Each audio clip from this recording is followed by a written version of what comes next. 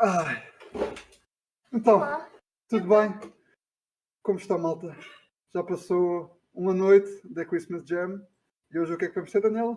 Hoje vamos ter a nossa última sessão mensal do ano, que é dezembro, que está a decorrer também ao mesmo tempo no Twitch. Está a decorrer no Twitch, está a decorrer no Twitch e está a decorrer connosco no Discord. Quem estiver no Twitch e tiver hipótese de se juntar a nós no Discord, sintam-se à vontade para o fazer. É da forma que fazem perguntas e podem ligar a câmera e podem interagir melhor. Se não se preocupem, nós também vos conseguimos ver no Twitch. Portanto, hoje temos um plano de atividades bastante pouco preenchido. No entanto, vamos ter o nosso Activity Plan Presentation para falar das atividades que vamos ter no próximo mês como grupo. E vamos ter uma muito esperada apresentação da Nerd Monkeys. No final, vamos ter uma apresentação secreta. Sabes alguma coisa sobre isto? Não sei, ouvi dizer que havia malta que estava interessada em apresentar. No entanto, não temos qualquer informação acerca do que vai ser essa apresentação. Mas realmente eu não perderia por nada neste mundo. Ok, então podemos dar início à primeira apresentação do dia. Paulo, estás pronto? Ok.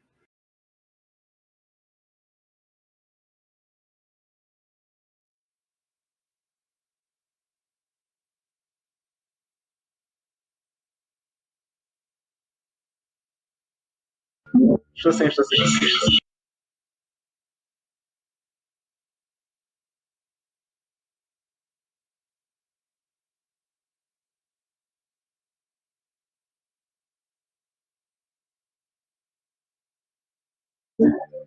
Conseguem ouvir agora?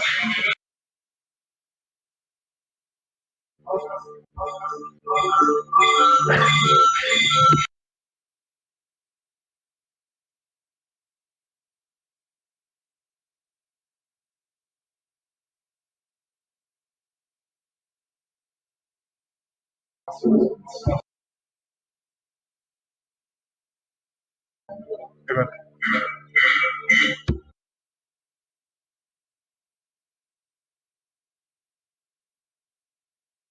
Agora? Ok. Vou partilhar aqui o ecrã. Consegue ver? Ok, então pronto, agora também como parte da session vou-vos apresentar o Activity Plan que a gente tem agora durante este mês de janeiro. Na session de novembro falámos já um bocado das jams que iam acontecer agora em dezembro. Neste momento estão a decorrer o Interven Jam e a Metroidvania, que está desde novembro, que vai acabar agora dia 15. Temos também algumas que ainda vão começar este mês e outras coisas também para vos falar já do início do próximo ano, se bem que iremos ter também mais ainda para revelar mais perto das datas, porque também ainda dezembro se calhar ainda é um pouco cedo para algumas delas, mas não deixamos de estar entusiasmados para elas. A primeira que queria relembrar é a 32-Bit Holiday Jam, que vai acontecer agora ainda este mês, começar dia 17 até dia 30. Para os que já estiveram na outra session, o objetivo deste jogo é fazer um jogo do estilo dos anos 90, ou seja, assim, PS1, Sega Saturn. Não precisa ter 3D, pode ser 3D, 3D com alguns billboards 2D, full 2D, como preferirem. O tema é que já foi revelado, que é Holidays, e pronto, em género também estão livres de fazer aquilo que bem entenderem, desde que o estilo geral e o gameplay seja um bom fit para os jogos da era. Depois, o segundo grande ponto que tínhamos para falar hoje é o recrutamento. Vamos começar, tal como no último ano, em janeiro, fevereiro, vai decorrer o recrutamento para o núcleo, ou seja, se vocês conhecerem pessoas que estão interessadas ou nas atividades que nós participamos, como nas jams, nos projetos de longo prazo, pessoas que queiram fazer parte da nossa comunidade e aprender, falem com eles, durante esta altura vão poder se candidatar. O processo de recrutamento depois na altura, pronto, vai ser explicado outra vez. E no caso dos noviços que já estão a entrar agora, que já estão agora a participar em algumas das vossas atividades, nos projetos de longo termo e nas GEMs, isso também vai ser tido em consideração durante o processo de recrutamento. A última coisa que eu tenho para vos falar hoje é da Global Game Jam 2022. Vai ser a primeira Jam, em princípio, que vamos participar. A primeira, se calhar não, porque é para o final do mês, mas é das maiores, se não mesmo a maior Jam do mundo. Todos os anos o Game Dev tem participado, normalmente até com 2 equipas, e estamos a esperar este ano pelo menos também 2 equipas. Normalmente é presencial, mas com isto do Covid também está tudo ainda muito incerto. E quando é presencial costuma ser, inclusive, aqui no Tagus. Mas pronto, em relação a isso também, como estamos numa altura muito incerta, é algo que não conseguimos dizer ainda. Pronto, como muitas outras gems, o tema vai ser secreto, mas isto é uma atividade para a qual nós estamos muito entusiasmados. Atrai sempre muito entusiasmo de toda a gente. E esperamos ver-vos. Mais detalhes depois vamos ter mais perto da altura, à medida que as coisas vão alinhando e que também conseguimos perceber realmente o estado da pandemia e pronto. Mas por agora queria só que começassem já a ter esta em mente, porque eu pessoalmente, e acho que muitos de nós também aqui no Game Dev estamos bastante entusiasmados e a esperar mesmo participar. E é tudo. É tudo. Muito obrigada.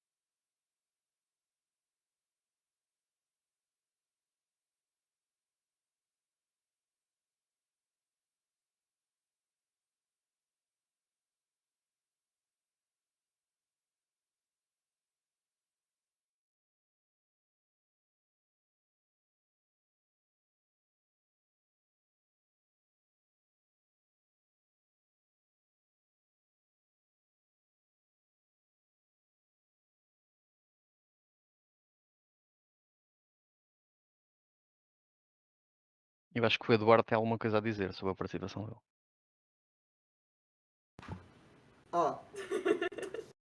Que engraçado, nós não tínhamos som na stream. Bem, rookie mistake. Bem, o que nós vamos fazer agora então é falar um bocadinho com toda a malta que está a participar na Christmas Jam, para falar um pouco da sua experiência, visto que infelizmente não vamos poder ter a participação da One Minute Jam hoje connosco. Por isso, como estávamos a falar, infelizmente, apesar de não nos terem ouvido, malta que está a participar na Christmas Jam, como é que está a correr?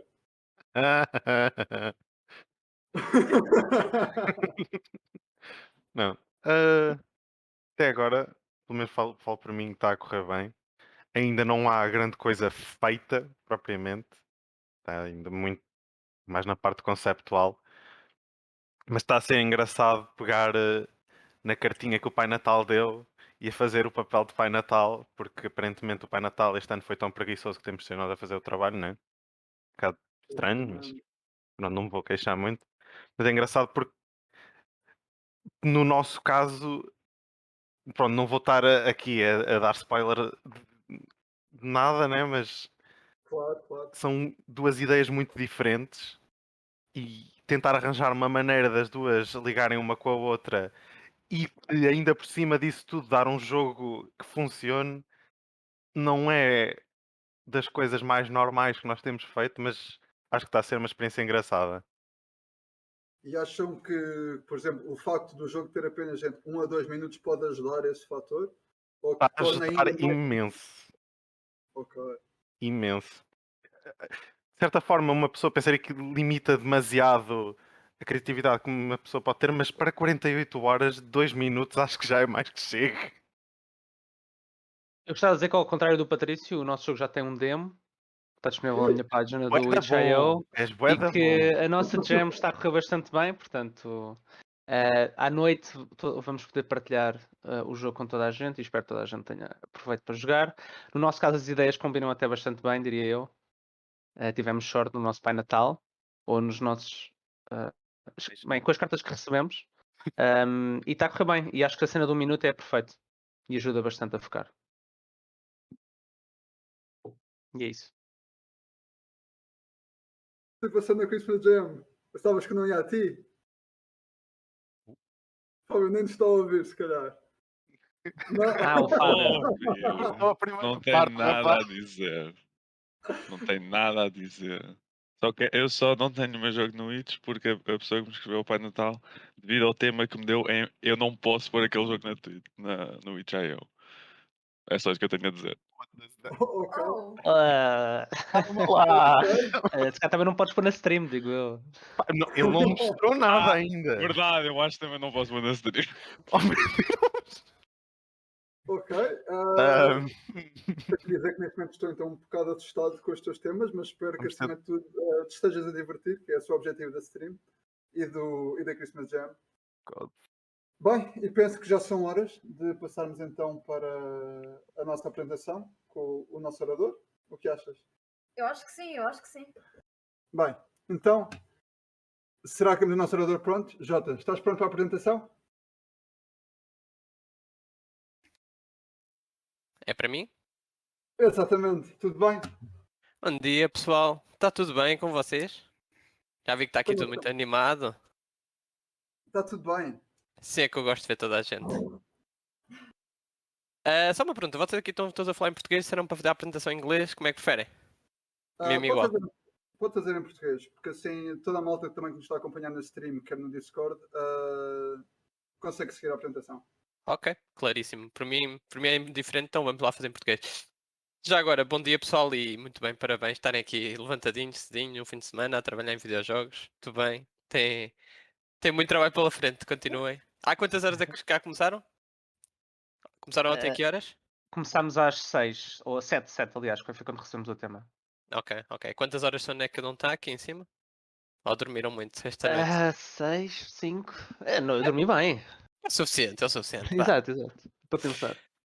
Então pronto, pessoal. Vou passar a apresentação. Despachamos a apresentação e depois perguntas e falamos aqui um bocadinho. Ok. Vou então começar por partilhar aqui o meu ecrãzinho. Ok.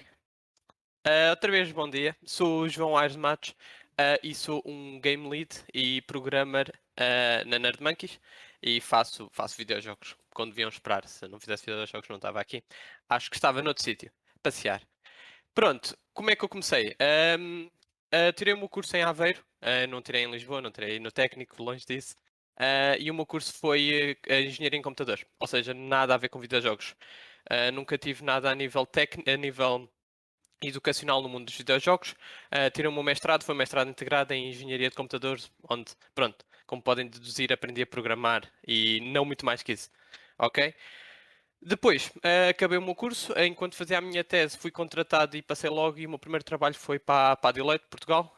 Fui consultor técnico, se não sabem o que é um consultor, é um gajo que anda aí de projeto em projeto a fazer o que mandam, ok? Não tenho um projeto fixo, ando de projeto a projeto a consultar o cliente. É excitante, pá, interessante, mas nada do outro mundo, pessoal. Se puderem, evitem. Depois, durante a minha fase da universidade, comecei já a dar uns toquezinhos em videojogos, em projetos. Aqui tenho 2 projetos que fiz durante a universidade. Um deles foram os 2 sobre aracnofobia. Um deles em realidade aumentada, desculpem lá a qualidade das fotografias, já tem uns anitos as fotografias, já não tenho estes videojogos, não sei deles. Foi um em realidade aumentada e um em realidade virtual para Android. Vou-vos só aqui dar um overview.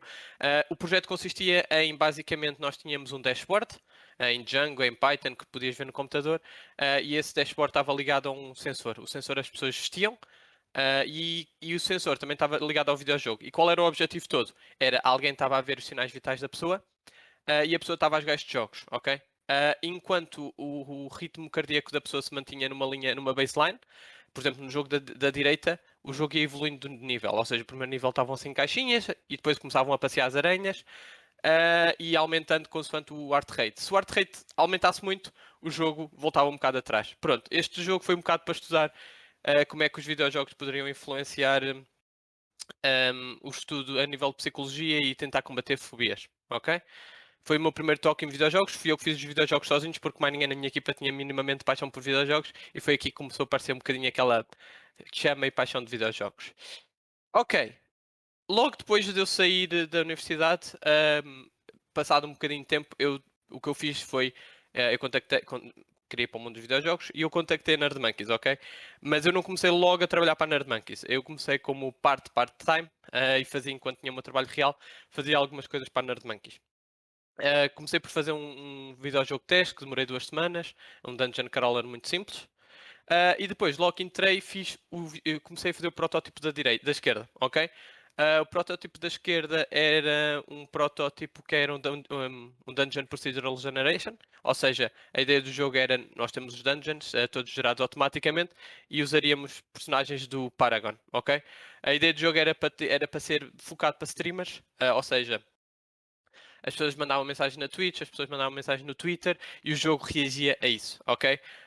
Mas devido ao facto de nós termos poucas pessoas e pouco conhecimento, o protótipo neste momento está em atos e está parado num cantinho, mas foi divertido o início do desenvolvimento, ok?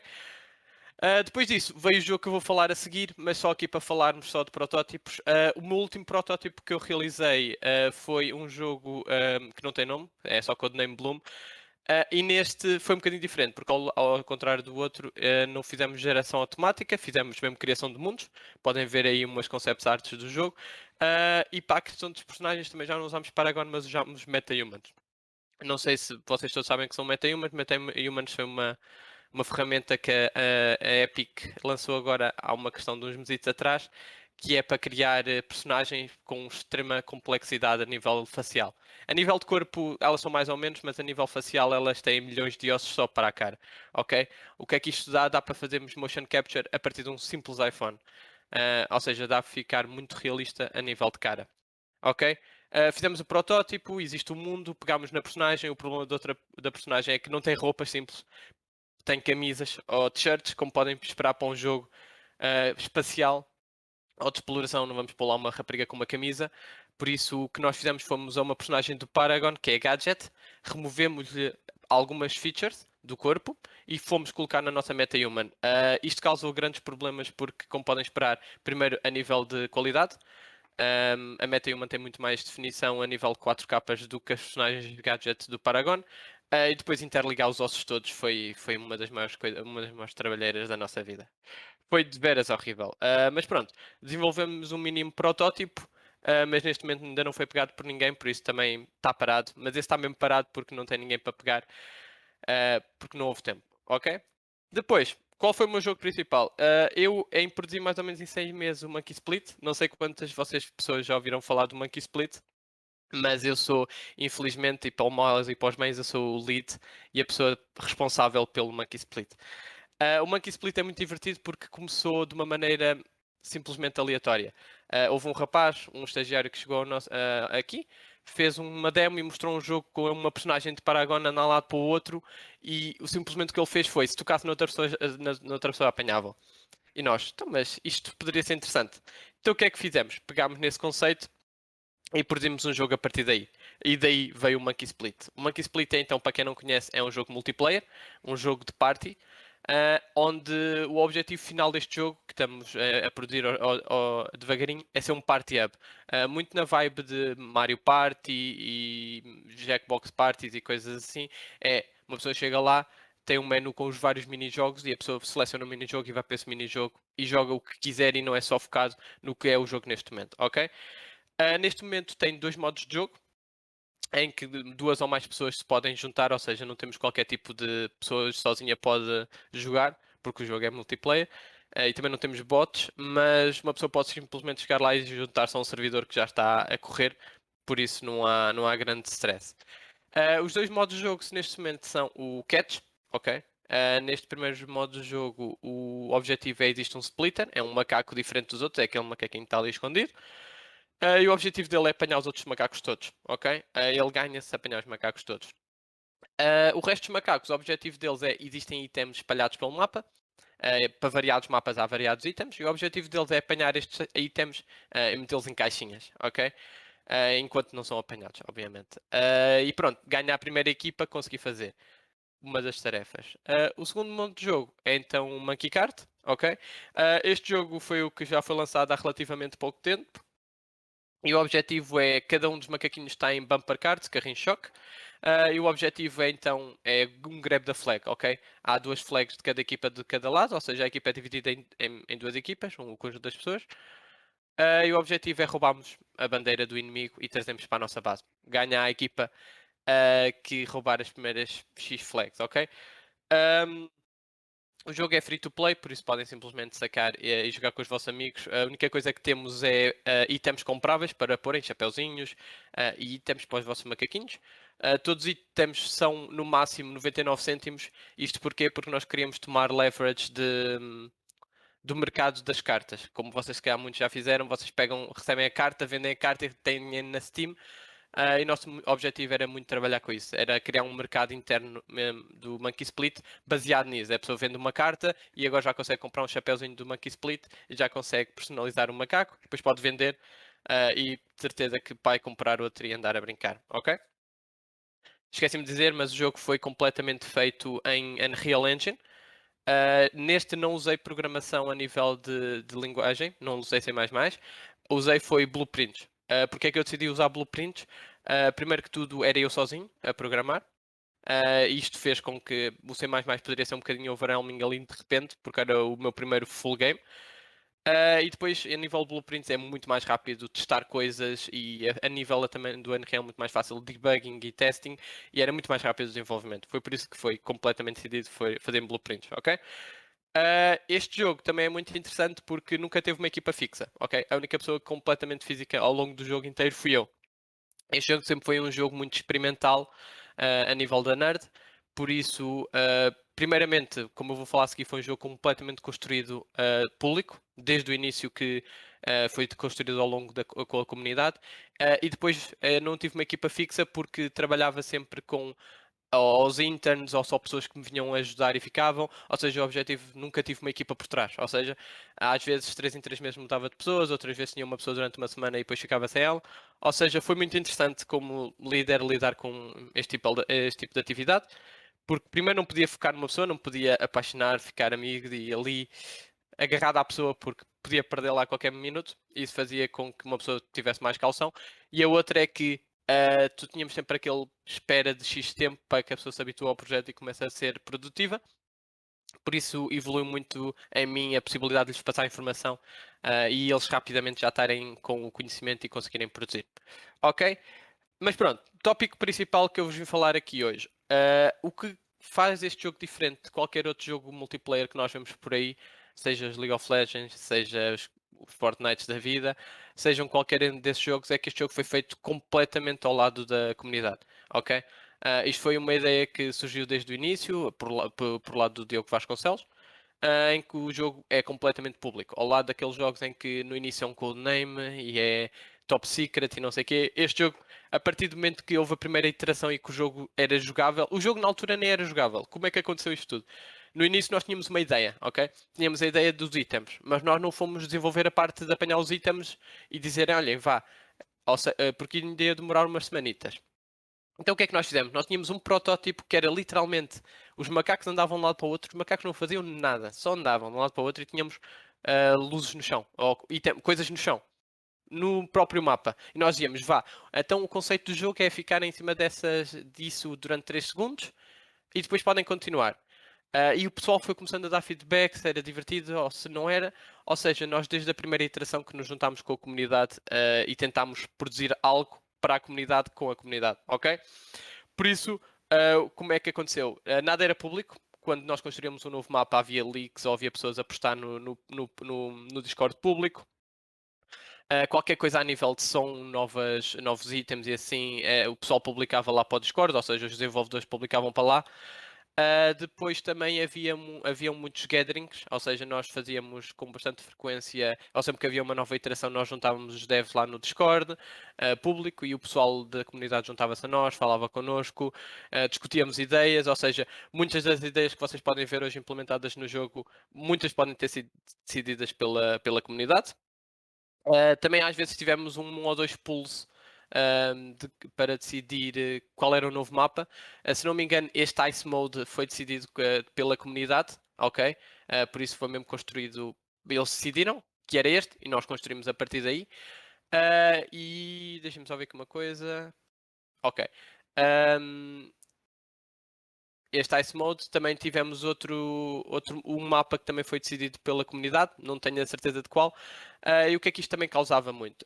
Causava também que muitas das decisões a nível de nerfs e boosts também foram feitos pela comunidade, porque houve sempre muita crítica, o splitter é fraco. Então, e nós temos, então o que é que podemos fazer? Então, adicionamos um boost, e nós adicionámos-lhe um boost e testámos com a comunidade. Ou seja, é bastante divertido criar um jogo com a comunidade, é um desafio de veras grande, ok? Já vou explicar alguns desafios à frente.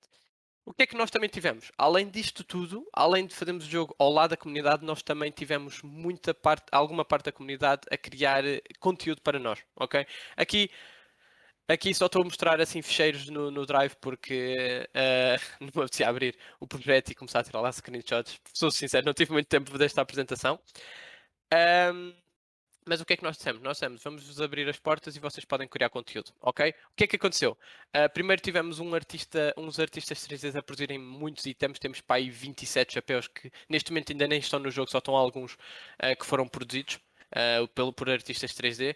Queremos lançá-los com mais frequência, não termos simplesmente aquilo tudo lá parado. Mas foram muitos chapéus produzidos pela comunidade. As pessoas simplesmente mandavam mensagem: epá, olha, eu gostava de fazer um chapéu para o macaco, o que é que faço? Nós temos uma pasta no Google Drive que é o objeto 3D do macaco, umas guidelines, e as pessoas produzem para a frente, ok? Depois, também tivemos um rapaz que se juntou connosco só para produzir um mapa, ou seja, ele não fazia parte da equipa, ele não era game dev sequer, era só um artista 3D e pá, quer fazer um mapa. Juntou-se connosco e ajudou-nos a fazer os assets para o mapa e depois pegámos nos assets dele e construímos a partir daí, fizemos um mapa a partir daí, ok? Depois, os modos de jogo, nós também fomos retirar muitas ideias à comunidade. Nós simplesmente chegámos lá e perguntámos: então pessoal, o que é que vocês gostavam de falar aqui? Pá, ouvimos Battle Royales, ouvimos modos de zombie, está tudo ainda nas cartas para ser produzido. Como é que faz um Battle Royale de macacos? Pá, não fazemos a mínima ideia, mas é para isso também somos game devs, é para inventarmos a partir das ideias dele. E fun fact, o menu que vocês veem hoje no Monkey Split, para quem já entrou, o mundo a girar e um macaquinho atrás do outro, isto foi literalmente um desenho de uma pessoa da comunidade, estávamos a falar, uma pessoa disse, epá, o menu podia ser algo assim, meteu lá tipo um desenho, feito à mão, pá, rabiscadíssimo, de como é que podia ser a ideia do mapa, e nós simplesmente, pá, toda a gente adorou a ideia, ficou fascinado e produzimos essa ideia para a frente, ok? Literalmente um mundo a girar e um macaquinho atrás do outro, ok? Este menu vai mudar para que reflita mais o Party Mode, mas vamos manter muito o objetivo de mundo e o mundo a girar para irmos para os diferentes modos, ok?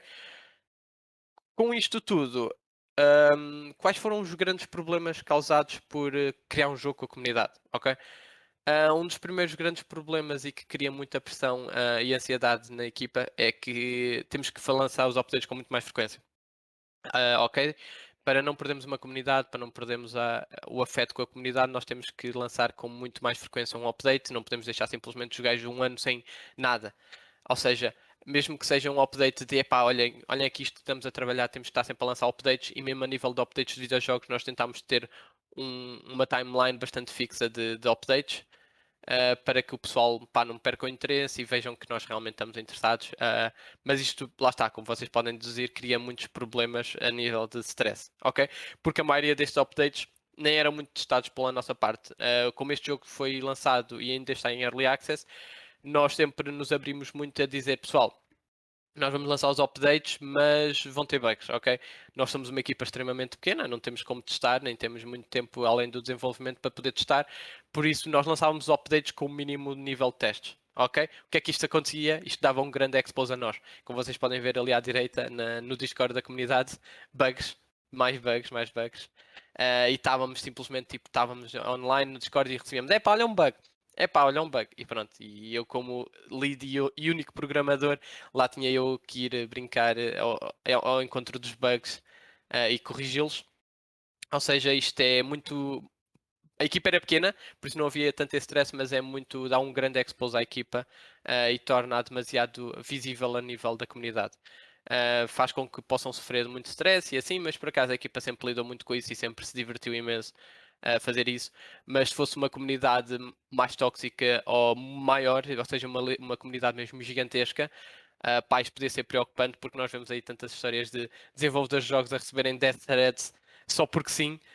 Então imaginem se o jogo fosse lançado com estes bugs, Cyberpunk, com estes bugs, era um problema, ok? E depois também perdíamos muito tempo do nosso a falar com o pessoal da comunidade, a propor as novas ideias, tínhamos que ir rever os bugs, o pessoal falava connosco, o pessoal mandava-nos mensagem privada. Também era muito tempo perdido, tempo este que às vezes não tínhamos. Também era muito tempo perdido para, para isto, ok? Ok. Mais coisas sobre o Monkey Split. O Monkey Split, eu não sei quantos de vocês seguiram ou ouviram, mas o Monkey Split começou como um jogo, como anteriormente eu fiz o protótipo, começou como um Procedural Generation, ou seja, os mapas do Monkey Split eram gerados aleatoriamente, ok? Funcionava bastante bem, opá, tinha alguns problemas, como é esperado de uma coisa gerada proceduralmente, ou seja, os itens às vezes ou estavam ao lado uns dos outros, ou as caixas estavam perto, ou então havia uma parede onde não devia. Mas há pouco tempo atrás nós decidimos testar uma nova ideia, que é ao contrário de termos os níveis gerados automaticamente, era termos os níveis desenhados, ok? Tínhamos um game designer que pegou nos níveis e tentou construí-los para que houvesse desafio. Ou seja, se vocês agora forem jogar o Jungle e forem ver vídeos do Jungle antigo, este Jungle novo tem parkour, tem sítios para uma pessoa se esconder, tem armadilhas e são todas desenhadas à mão para que exista uma maior diversão a nível do mapa e para que a pessoa tente descobrir o mapa para tentar usar o mapa, ok? A partir do momento que o mapa é gerado automaticamente, cria uma diversão diferente porque nunca ninguém sabe o que esperar. Vais para o mapa, ninguém sabe o que esperar, mas depois perdes aquela coisa de não tens nunca durante um jogo vais ter tempo de explorar o mapa inteiro e descobrir, ok? Mas o jogo sofreu muitos bugs, admito que sim. Era único, eu fui maioritariamente um dos únicos programadores durante o projeto inteiro e era complicado. Se uma pessoa tiver músicos, se tiver artistas, se tiver artistas 3D a produzir para ti, eu tiver que pôr tudo no Monkey Split e ao mesmo tempo fazer a produção toda de código. Como podem ver, não havia muita possibilidade para erros, mas havia muitos erros, porque além disso foi também. Além disso, foi o meu primeiro grande projeto em Unreal, ok? O protótipo da esquerda era Unreal, o teste que eu fiz para a Nerd era em Unreal, mas os jogos que eu fiz anteriormente eram em Unity, ok? Por isso, este projeto eu fui aprendendo enquanto o fiz. Não tenho orgulho de metade do código que fiz, que olho agora para trás e penso o que é que eu estava a pensar quando fiz isto. Ainda me questiono hoje. Há lá muito código que é questionável. Não sou sincero, um dia posso vos mostrar, mas há lá mesmo código que até eu tenho vergonha de dizer que sou programador para aquilo. Mas pronto, foi muito divertido aprender com os erros e aprender enquanto se faz um jogo. Porque lá está, eu a meio chegava, já estava produzido aquele modo, mas eu disse, epá, mas agora eu posso melhorar isto com isto que aprendi, não sei o quê. E as pessoas às vezes iam atrás, eu ia atrás e corrigia o código e o jogo realmente melhorava. E lá está, a partir do momento que uma pessoa vai aprendendo enquanto faz, também às vezes é muito mais fácil para encontrar os bugs, porque se eu aprendi já sei como corrigir aquele bug, por isso foi divertido. Foi extremamente divertido produzir este jogo. Neste momento o jogo não está parado a nível de produção, mas eu já não sou 100% o programador do jogo, porque precisava de uma pausa. Por mais divertido que seja, multiplayer em Unreal é um desafio. Aviso já quem quiser fazer esse desafio da vida, pá, é uma coisa que não digo que nunca mais, mas tenho medo. Unreal e multiplayer não são coisas que sejam fãs uma da outra. É muito complexo, muito mais para uma pessoa que nunca fez sequer um jogo multiplayer ou que sequer pegou em Unreal a sério. Foi também um desafio ter que aprender tudo a nível de multiplayer e assim. Ok, mas porque é que eu não estou neste momento já no projeto a 100%? Porque pronto, o que é que eu estou a fazer neste momento? Estou a fazer outro protótipo, espero que este já vá a algum lado, mas neste momento já não estou, já deixei o PC e estou a nível de consolas, estou a brincar com esta menina aqui e estou a criar um protótipo também em Unreal, ou seja, o Unreal não me larga, eu não largo o Unreal. Com umas features bastante interessantes da consola. Espero bem que isto consiga isto já ver a luz do dia ao contrário dos outros dois, para que depois vocês um dia destes consigam experimentar. Ok? Com isto, pá, a minha apresentação acabou. Se quiserem posso voltar atrás e falar, mas acho que podemos passar para a secção de questões, se alguém tiver questões, obviamente. Alguém falou? Antes de mais, gostávamos imenso de agradecer esta apresentação, foi muito divertida. Obrigado. Só para ser sincero, foi uma das primeiras apresentações que fiz a nível de videojogos, por isso foi uma falta de olha, vai para o mundo dos Let's videojogos. go! Acho que Correu Olha, bem, deixa, correu olha, muito bem. peraí, deixa-me só ir à porta, um segundo. na boa, na boa. São Faz aí os tempo, agentes, faz um novo Está contrato. um rapaz a dizer que encontrou um bug. Oh não! Encontrei um bug no. Bem, encontrei um bug no Banco Split. Pintar uma foto. Imprimi um screenshot. Mandaram-lhe por correio. Cadê? Pode ser fanmail do Monkey Tem Split. no mail do Monkey Split. Mandaram-lhe uma Olha, isso quando ele banana. voltar. Fanart, yeah? Mandaram-lhe uma banana pelo CTT.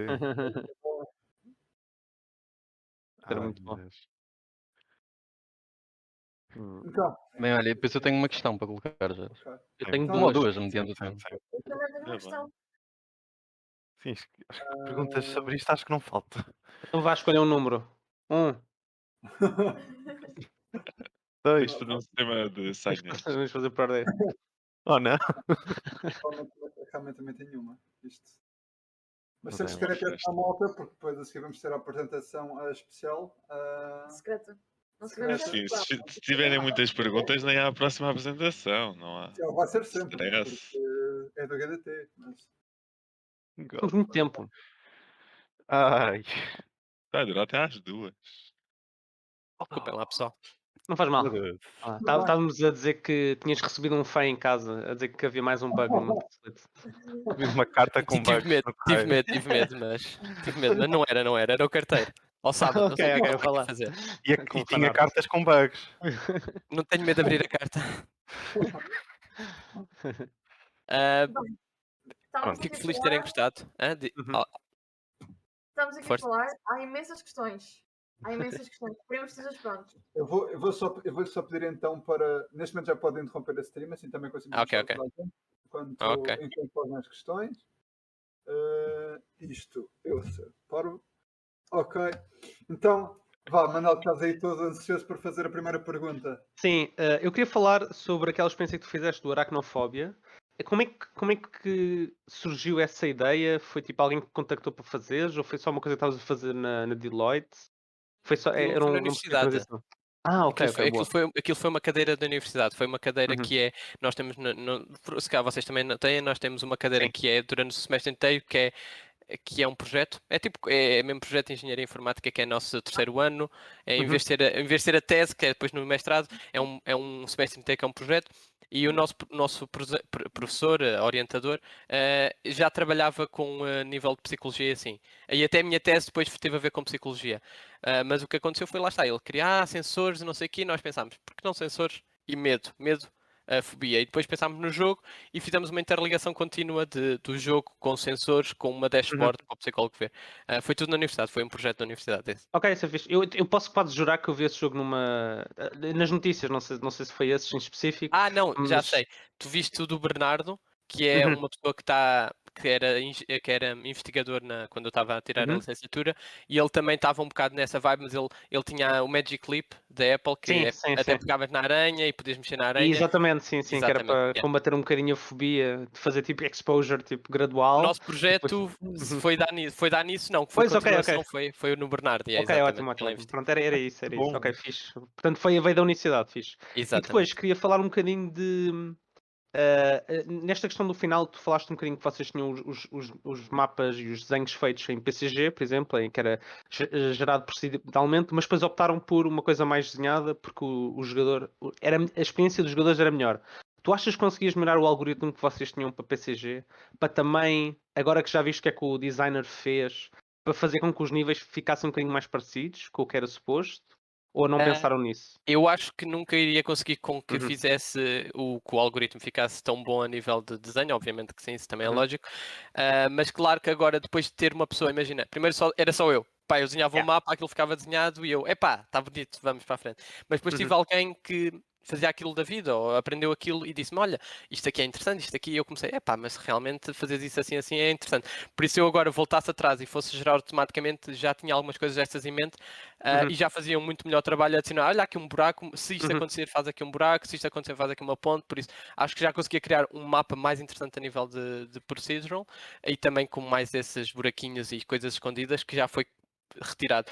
Por isso acho que foi muita aprendizagem que eu retirei dessa pessoa que desenhou connosco os mapas, porque eu não tinha conhecimento nenhum de mapa de desenho Uhum. sem ser os jogos que jogo. Uhum. Ok, obrigado, era isso. Muito obrigado. Nada, obrigado eu, Manuel. Força, João. Sim, ok. Não Portanto, sei se há uma ordem, espera, não sei se há uma ordem. mano, quem é que eu saltei à frente? Oh não. Não, estás bem, estás bem. Pronto, ok. Também tenho algumas perguntas, sim, um bocadinho mais virado para a parte multiplayer, porque nós cá dentro do Game Dev estamos também agora com alguns projetos multiplayer, um que já está há mais tempo, o Smash Kart Ultra, temos agora outro que está agora mais na infância, que é o Space Jammers, e pronto, nós em termos de Unreal, infelizmente cá dentro do Game Dev técnico, não temos ainda assim ninguém com muita experiência, mas é algo pronto que queremos assim mudar. Pá, e eu gostava assim de saber um bocadinho mais assim, os problemas maiores que tu tiveste a trabalhar em multiplayer em Unreal. Claro, claro. Aquelas coisas mais chatas. Eu acho Provavelmente que não sabem fazer. a coisa mais chata, e acho que é mais a percepção a nível de programador do que é a replicação das coisas a nível de servidor cliente e como as coisas têm que ser às vezes só replicada para replicada para o cliente e depois o cliente dá broadcast para todos, ou o cliente só tem, é o único que tem que saber conhecimento e as pessoas só vão e os servidores os clientes só vão buscar o servidor.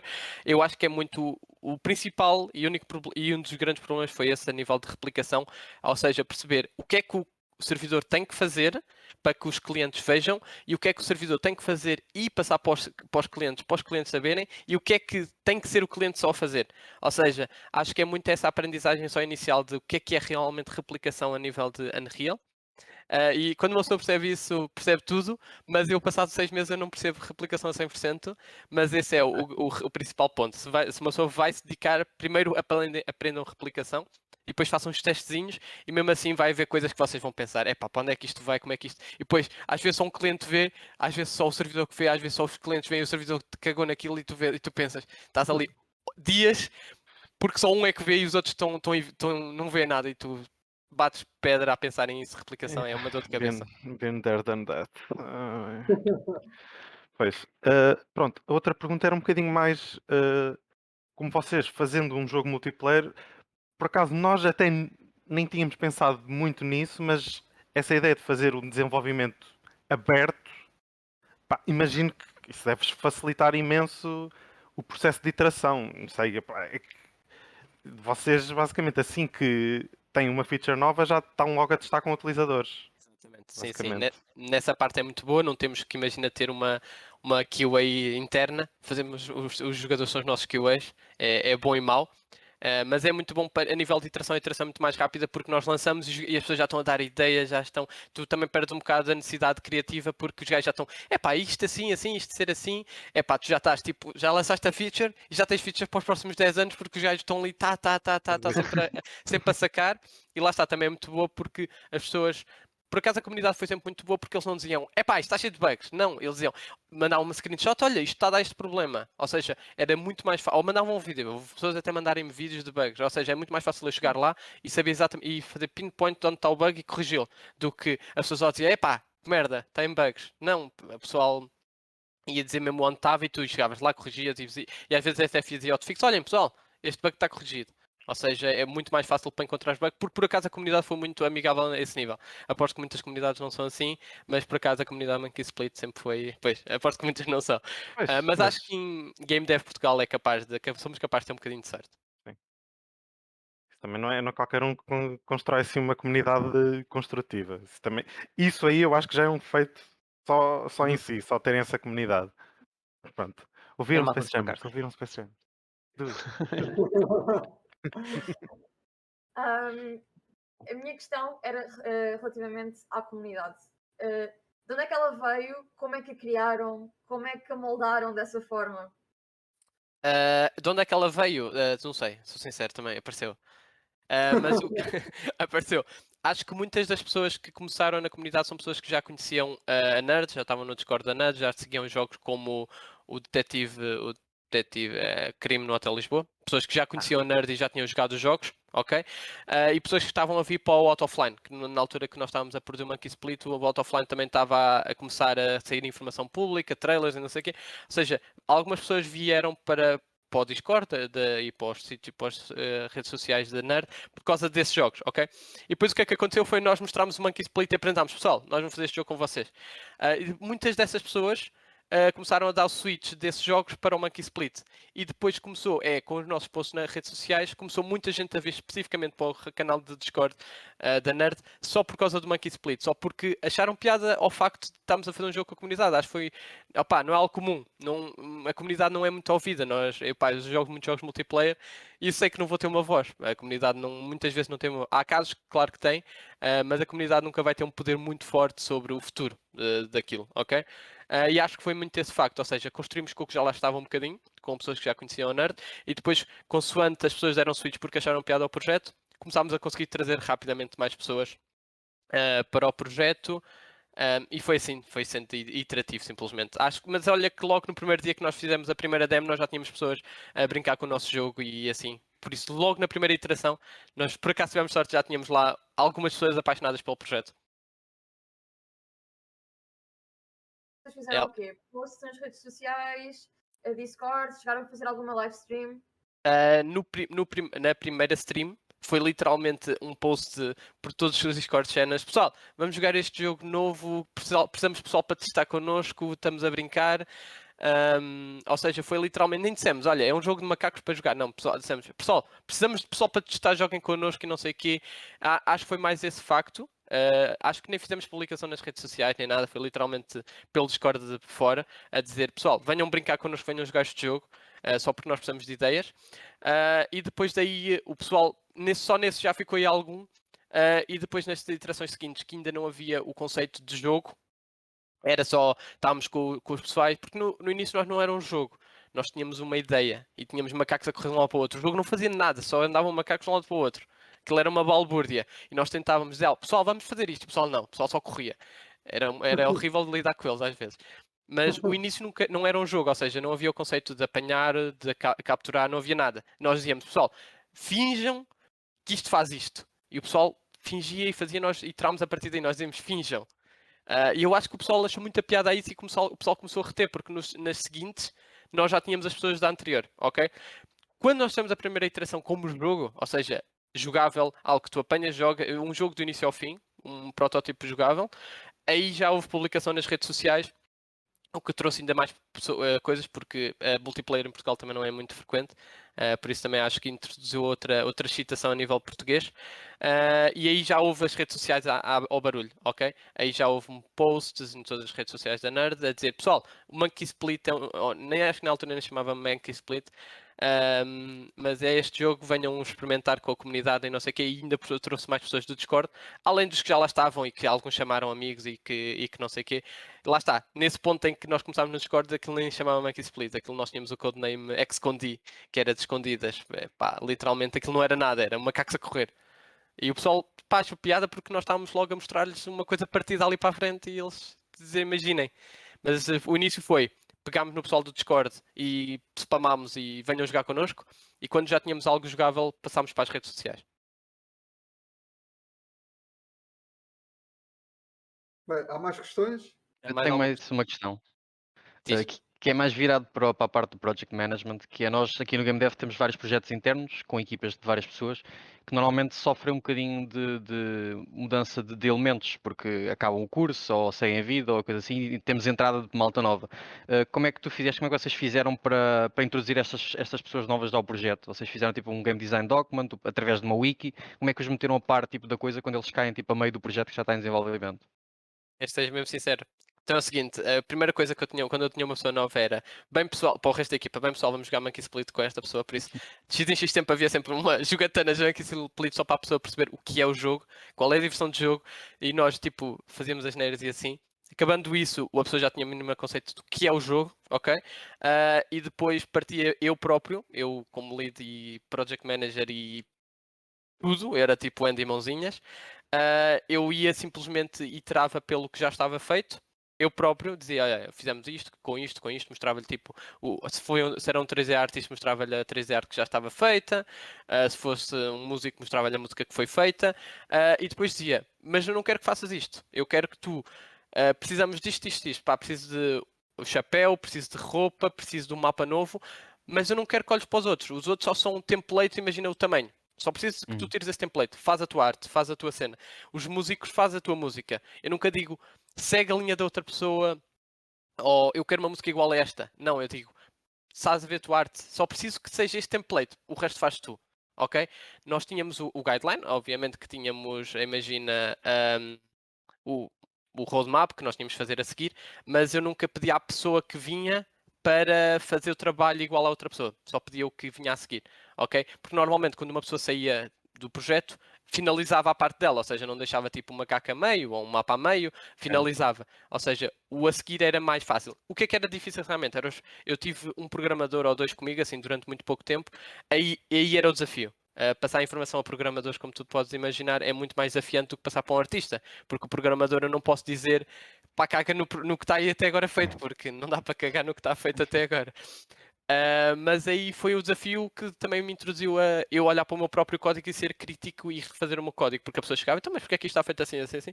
E comecei a ser crítico do meu próprio código. Mas aí lá está, aí tinha que eu ir para o Unreal e mostrar-lhe como é que estava tudo desde o início do jogo, tu clicavas no botão, como é que era a iteração até ao final. E o jogo começava e tinha que lhe explicar a replicação, tinha que lhe explicar como é que as coisas eram produzidas, ou seja, ainda perdia vários dias a só explicar-lhe a base do jogo e como é que aquilo estava produzido para a frente, para ele conseguir produzir. Mas lá está, eu aí também nunca lhe pedia para trabalho, faz uma coisa, muda o que já está. Dizia-lhe sempre, olha, preciso desta feature nova, ou preciso desta coisa adicional. Ou seja, nunca pedia às pessoas para pegarem no que está feito e mudarem. Pedava sempre, vai, faz aquilo, ok? Porque é muito mais simples para uma pessoa que entra nova no projeto para começar uma coisa nova a partir do que já está feito do que mudar o que já está feito, ok? Por isso, a nível de project management, se conseguires mesmo que a pessoa, antes de sair, conclua a coisa dela e a seguinte já vai trabalhar em cima, mas a partir de, acho que ajuda muito a nível de management do projeto e que a nova pessoa seja muito mais fácil de introduzir e continuar a partir daí. Muito obrigado. Nada.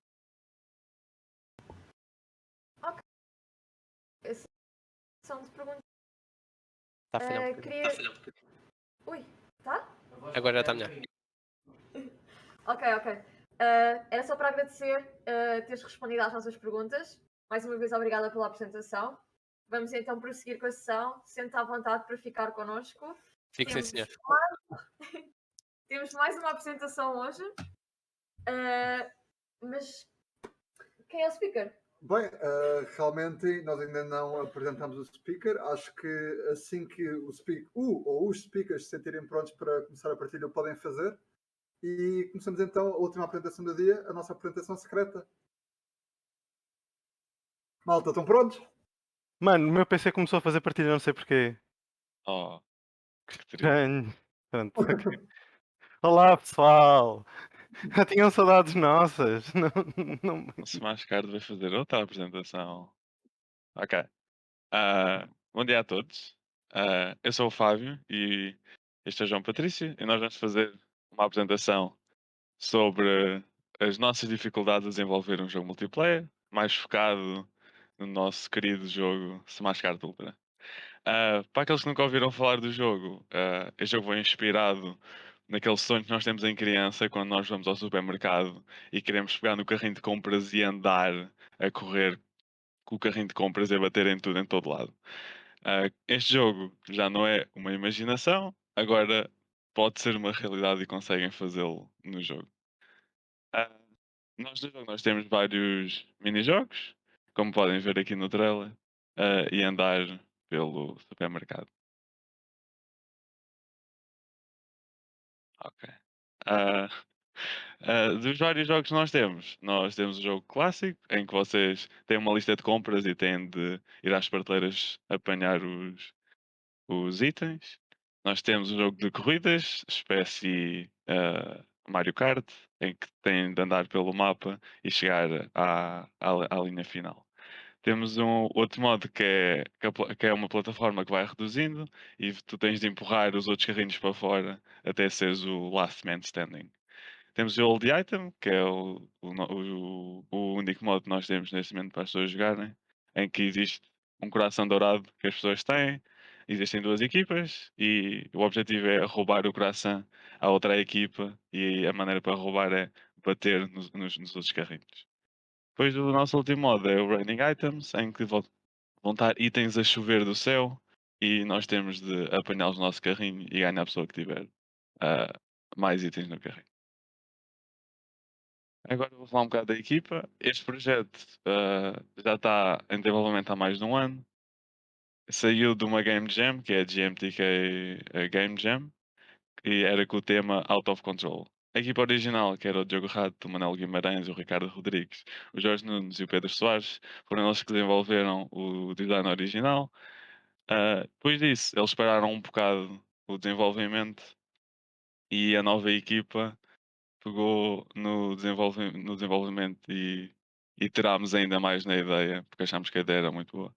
A equipa atualmente é o Ricardo Rodrigues, a Paulina, eu não consigo ler aquilo, eu peço desculpa, Paulina, o último nome dela. Sou eu, o Fábio, o João Patrício e o Samuel Barata. E agora, o João Patrício vai falar sobre as lindas dificuldades de networking para fazer um belo seguimento à apresentação do João. Pronto. No nosso caso, tivemos o problema particular de que nós começámos com um jogo que não era de todo virado para multiplayer. Era um jogo single player que tinha uma lista de compras em que tinha de se ir buscar itens a prateleiras, mas não havia qualquer tipo de intenção inicialmente em ser um multiplayer. Mas depois, quando o Ricardo nos veio um bocado falar da ideia de pegar naquilo e fazer vários mini-jogos, um bocado inspirado em Fall Guys, um bocadinho também algumas coisas da Mangas, assim, tornar um jogo multiplayer party game, nós achámos todos muita piada. Pequeno problema. Meter coisas no multiplayer num jogo que não é multiplayer é uma chatice enorme. Digo eu porque fui eu que estive a fazer a parte mais core da networking do nosso jogo e mesmo usando uma framework que nós usamos o Mirror no Unity para fazer, epá, há muita chatice que aparece lá pelo meio e que se calhar convém pensar um bocadinho melhor antes de começar a fazer. Portanto, o grande problema de multiplayer é que, para além da complexidade toda que já tem fazer um jogo, pelo menos para nós, é que adiciona uma carrada de outros problemas, uh, principalmente. Agora temos de ter a parte da replicação, como falou o João, temos a parte toda de sincronizar as coisas entre os jogadores e se queremos depois ter coisas mais complicadas em termos de comunidade, como cosmetics, poder mandar mensagens, ter perfis, é preciso estar a centralizar a informação num servidor ou uma coisa desse género, e isso é outro trabalho que, mesmo não estando, se calhar, necessariamente virado para a parte do gameplay, é uma coisa que tem de se fazer e que acrescenta, pronto, mais trabalho ao que já era um jogo complicado. Por outro lado, há sempre a vantagem de que jogos multiplayer agora, toda a gente quer, anda toda a gente a jogar, há sempre aquele hype para o novo jogo multiplayer que a Riot vai lançar, ou que agora vai sair mais uma nova expansão do WoW, embora Blizzard, pronto, tchau pessoal. E depois tem a vantagem de que num jogo multiplayer, muitas vezes grande parte do conteúdo são os próprios jogadores que estão a jogar. A vantagem de ter outras pessoas a jogar com vocês é que não temos de ser nós, os desenvolvedores, a fazer tanta parte do conteúdo. No caso do João, epá, é completamente diferente porque eles fizeram um jogo com a comunidade. Portanto, isto ainda é mais levar ao extremo. Mas mesmo num jogo mais simples, já dá para acrescentar um bocado de conteúdo só por já ter os outros jogadores a participar no gameplay. Pronto. Agora falando assim dos maiores problemas que nós encontramos a fazer o Smash Kart Ultra até agora, porque vão aparecer mais. Vão sempre aparecer mais. Portanto, Smash Kart Ultra, como nós queríamos fazer aquela fantasia de ter um carrinho de compras quando se é miúdo e andar de um lado para o outro e o carrinho está um bocadinho fora de controle, nós quisemos implementar física com networking. Pode ter sido um erro inicialmente, mas acho que valeu a pena no geral. Mas apresenta alguns problemas, principalmente na parte do movimento, que se não houver um algoritmo especial para sincronizar o movimento dos objetos entre os vários clientes, pode aparecer coisas como o jitter, que é um bocado, parece que o carro anda um bocado aos saltinhos porque a sincronização das posições não está a suavizar bem o movimento. E depois há o outro problema que é, se nós dermos o controlo do movimento aos clientes para que não haja tanto esse problema da sincronização, estamos a perder a parte da autoridade que eles têm sobre o jogo. Isto é um problema, por exemplo, no Fall Guys, em que a maior parte das verificações é feita no lado de quem está a jogar. E é por isso que há tantos hackers no Fall Guys. Eles andam a resolver isso, mas continua a ser um problema. Portanto, para essas coisas não acontecerem, tem de ser tudo simulado no servidor. Ou seja, o jogo, em vez de calcular o movimento e mandar o movimento para o servidor, só pode mandar o input que o jogador está a fazer. Ou seja, eu, em vez de dizer que eu mexi-me para aqui, ao servidor tenho de dizer eu quero mexer-me para aqui. E o servidor é que simula. Pronto. Depois tem toda a outra parte mais do estado do jogo, coisas como pontos, rankings, quem é que está à frente neste momento. E depois tem outro problema que é, por exemplo, antes de um jogo começar, tem de estar toda a gente pronta. Há muitos checks que vão tendo de fazer ao longo do jogo para garantir que um bocado o estado do jogo está consistente e não há ninguém que está atrasado ou que está à frente. E isso adiciona mais um layer de complexidade que também é preciso ter um bocadinho de cuidado. Depois a parte das player preferences é um bocadinho mais coisas como cosméticos, coisas como os perfis, estarem a mostrar nos PCs dos outros jogadores, que são coisas que também é preciso pensar um bocadinho, de modo a que as coisas apareçam bem e que não haja, por exemplo, um jogador entra, está ali o carro normal de repente e de repente agora tenho 20 cosméticos e eu não sei o que fazer. Portanto, é preciso estas coisas estarem todas muito bem timed para que a experiência seja o mais suave possível. Sobre a parte de centralizar informação. Pronto, no caso de porquê a parte da autoridade, por exemplo, como estava a falar do movimento, se não houver aquela parte de garantir que há um sistema central que está a tomar as decisões e não são os jogadores que estão a tomar as decisões sobre como é que o jogo está a decorrer, se não houver esse servidor central, nós não podemos garantir que o jogo está justo. Logo, coisas como jogos ranked, algo que competitive play não funciona. Ou seja, eventualmente pode existir, mas o quão fidedigno é. Um bocado difícil de saber. Claro que isto, ter a informação centralizada, restringe um bocadinho as coisas em termos de networking. Portanto, em vez dos PCs se ligarem uns aos outros, tem de se ligar a um servidor e é preciso garantir que esse servidor está a correr bem. E isto leva um bocadinho também à parte de, então e agora onde é que eu ponho os nossos servidores a correr? Nós inicialmente pensámos em, pronto, vamos ter um servidor no técnico a correr o Smash Kart. Epá, primeiro, não é qualquer pessoa que arranja um servidor para correr estas coisas, não é assim tão fácil depois estar a gerir o spawn de servidores e as pessoas poderem se ligar quando quiserem e isto estar tudo gerido. É um bué trabalho estar a fazer isso à mão. Para equipas mais pequenas, coisas como os Cloud Services, no nosso caso, nós usamos Amazon Web Services com o GameLift, facilitam muito esse trabalho porque gerem muito essa parte de, ok, um jogador quer começar um jogo, vamos ligar um servidor para ele se juntar. E acaba por tirar um bocadinho, abstrair um bocadinho essas coisas que pessoas que estão principalmente a começar a desenvolver jogos multiplayer não fazem ideia qual é a best practice.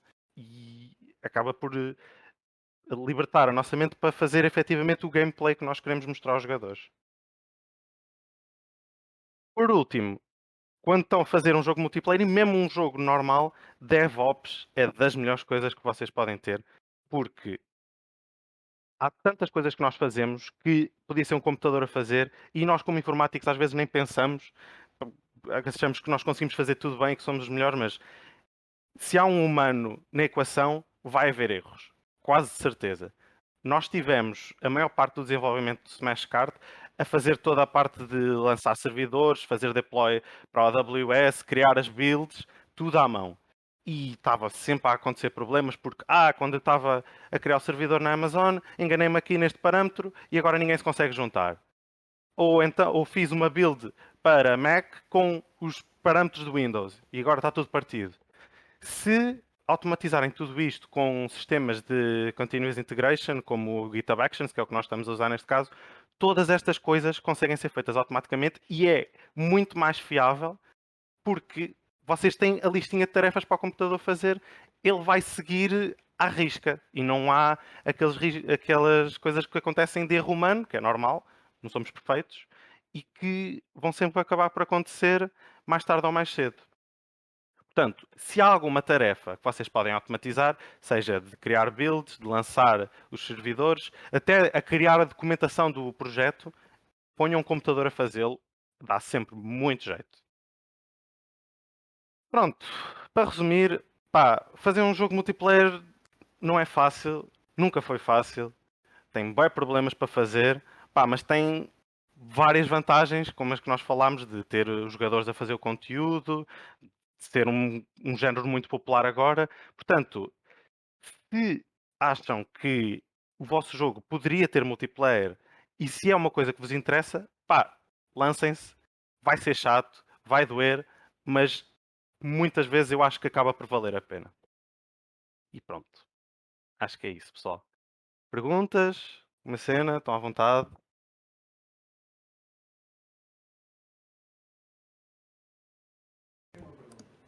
Eu tenho uma pergunta.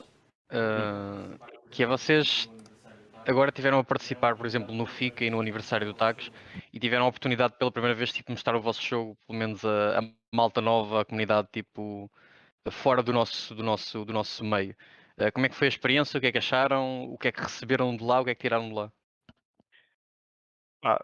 Primeira coisa foi muito fixe. Eu achei muita piada, tipo, finalmente pôr o jogo nas mãos das pessoas. É uma experiência, é muito diferente ter, assim, o nosso bebezinho finalmente a ser espalhado e pronto, um bocado a abrir as asas, I guess. Eu achei muito giro. Claro que, pronto, um bocado análogo às mensagens todas de bugs que vocês na Nerd Monkeys recebiam. Nós tivemos lá montes de gente. O meu carro agora está aqui preso. Então isto agora está tudo branco.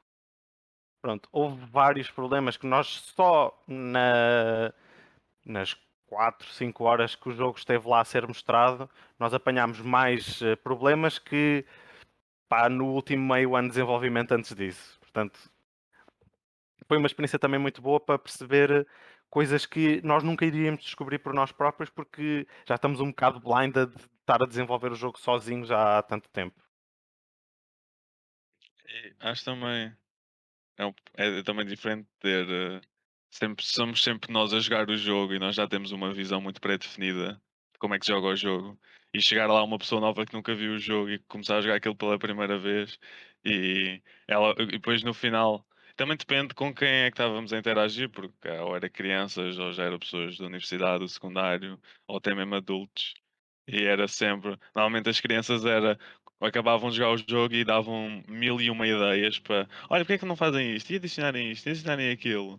Que houve muitas ideias que já passaram por nós, que também algumas já estão no documento que vieram disso. E nós, especialmente nós quando fazemos Q&A, é sempre 1 hora, estamos lá a jogar e é completamente diferente estar, por exemplo, como foi no aniversário do Tags, em que tivemos 10 horas de gameplay vezes 2, porque nós tínhamos 2 computadores, por isso foram quase 20 horas de gameplay que tiveram lá a testar o jogo e a descobrir imensos bugs e o que é que achavam. E é sempre interessante ver essa parte que até 1 ano de desenvolvimento ainda não tínhamos visto.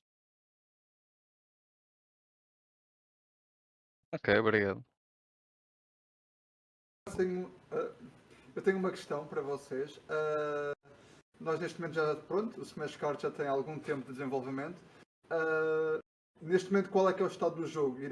Ou seja, qual é o próximo passo? Qual é o próximo objetivo?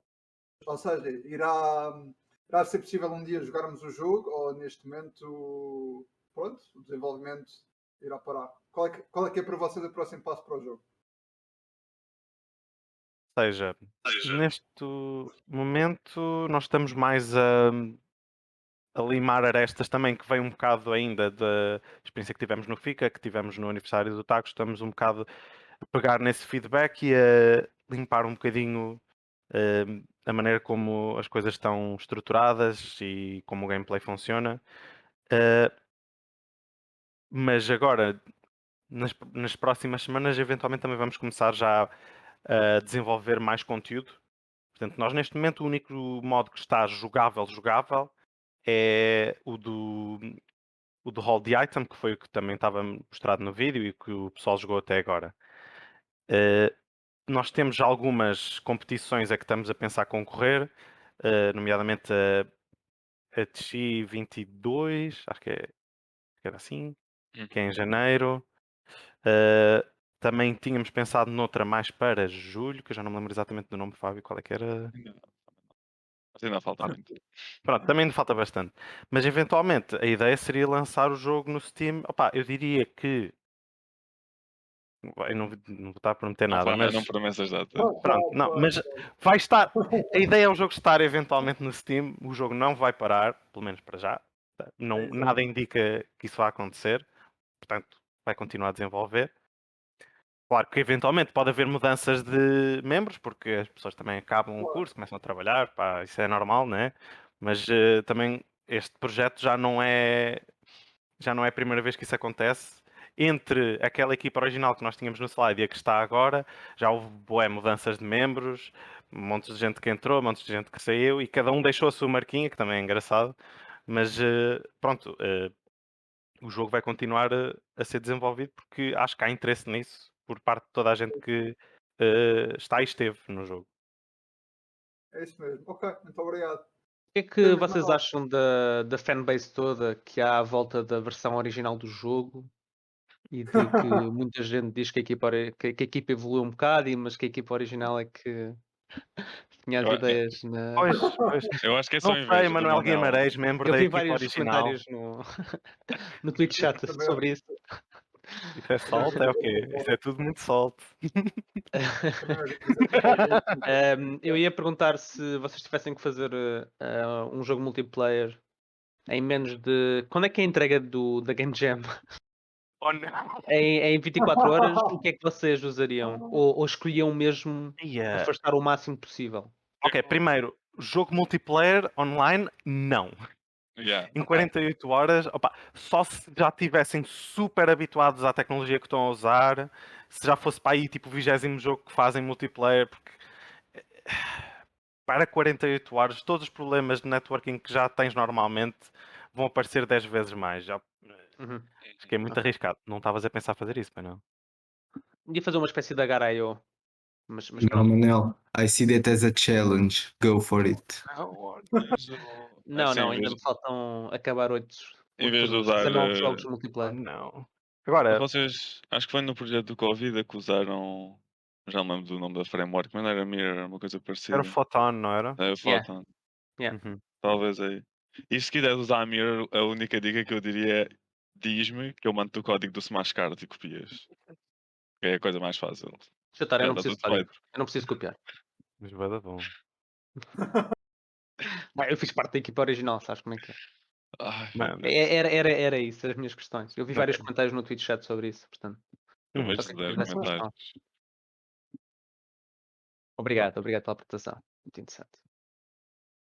Temos mais alguma questão para a equipa do Smashcard? Se não, Daniela. Muitíssimo obrigada pela vossa apresentação secreta. Obrigada, Fábio. Obrigada, João. era secreto. E muito obrigada a todos vocês que estiveram desse lado. A nossa Game Jam continua, a nossa Christmas Jam, até amanhã. Entretanto, quem está a participar, continuem a desenvolver, ainda não podem parar. E quem está desse lado, não se esqueçam de voltar para a stream amanhã, a que horas? Amanhã à tarde ou mais perto da noite, ainda estamos para decidir. No entanto, estaremos cá. Mantenham-se a par das nossas redes sociais, sigam-nos no Twitch, no Instagram, Facebook e acompanhem-nos. E mais uma vez desejamos muito boa sorte a todas as equipas que estão a participar na Christmas Jam e a todos mais uma vez um bom Natal. Obrigado. Tchau, Bom pessoal. Natal. Obrigado a todos. Tchau, Canta o malta. hino, Jorge. Canta o hino. Bom Natal.